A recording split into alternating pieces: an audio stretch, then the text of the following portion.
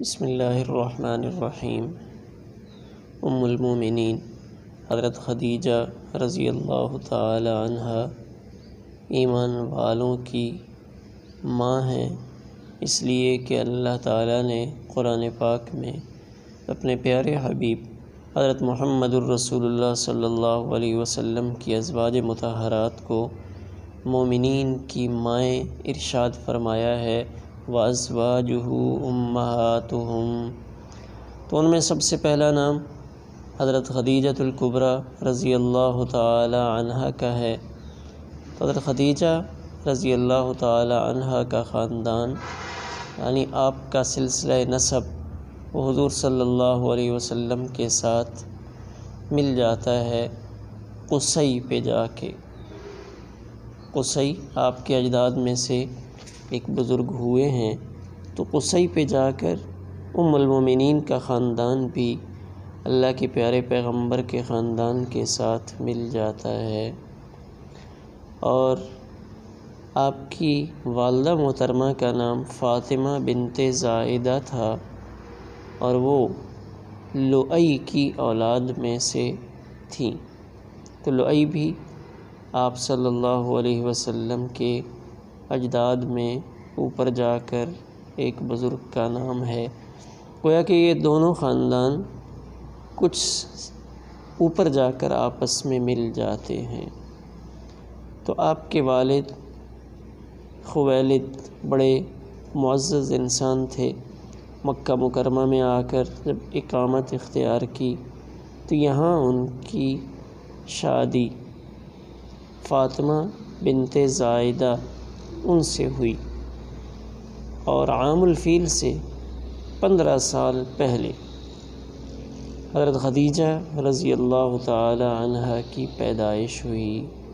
تو عام الفیل اس سال کو کہا جاتا ہے جس سال میں ابرہہ نے مکہ مکرمہ پر حملے کی ناپاک جسارت کی تھی، اور ہاتھیوں کا لشکر لے کر آیا تھا، اور وہ لشکر تباہ و برباد ہوا، جس کا تذکرہ سورۃ فیل میں ملتا ہے۔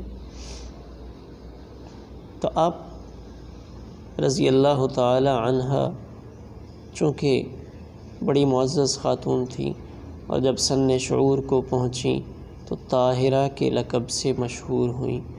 تو آپ کا مبارک نام خدیجہ ہے، اور آپ کی کنیت ام ہند، ہند کی ماں ام ہند کہلاتی ہے۔ تو آپ کا پہلا نکاح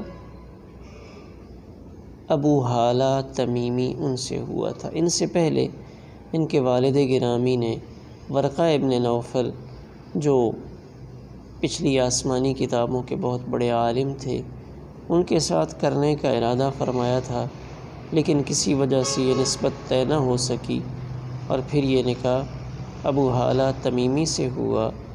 ان کے بعد پھر عتیق ابن عائض مخزومی، بعض میں عتیق ابن عابد لکھا ہے، بعض میں عتیق ابن عائض مخزومی سے ہوا۔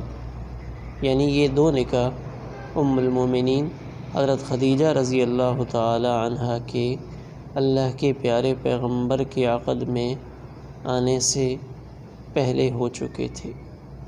تو ان کے والد ایک نامور آدمی تھے، تو عرب میں جو حرب الفجار نامی لڑائی ہوئی ہے تو اس میں شریک ہوئے تھے، اور اس لڑائی میں انہوں نے اپنی جان دی۔ یعنی حرب الفجار میں ان کے والد گرامی وہ اس دنیا سے چلے گئے۔ پھر اس کے بعد تجارت کی ذمہ داری ام المومنین حضرت خدیجہ رضی اللہ تعالی عنہا نے خود سنبھالی، چونکہ والد بھی اس دنیا سے چلے گئے، شوہر بھی موجود نہیں تھے۔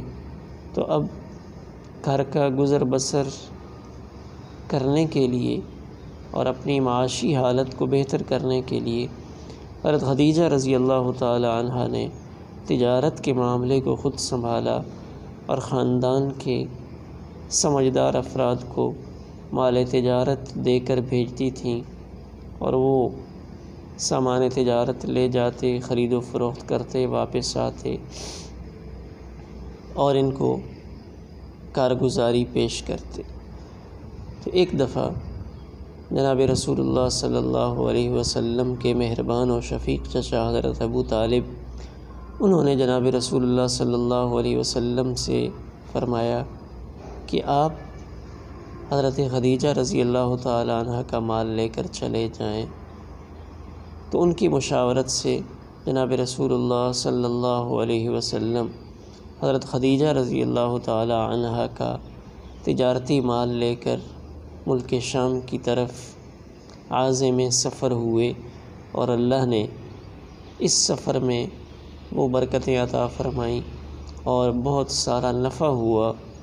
تو یہ تجارت اور اس تجارت میں برکت اور اس تجارت میں اللہ کے پیارے پیغمبر کی دیانت داری اور اس سفر تجارت میں جو عجیب و غریب واقعات پیش آئے، یہ حضرت خدیجہ رضی اللہ تعالی عنہا کے جناب رسول اللہ صلی اللہ علیہ وسلم کے نکاح میں آنے کا ایک ظاہری سبب بنے کہ قریش کے بہت سارے لوگ حضرت خدیجہ رضی اللہ تعالی عنہ سے نکاح کے خواہش مند تھے، لیکن اللہ کے ہاں کچھ اور لکھا جا چکا تھا، اور حضرت خدیجہ رضی اللہ تعالی عنہ ان کا مقدر اللہ نے طے کر دیا تھا کہ وہ مومنین کی ماں کہلائیں گی۔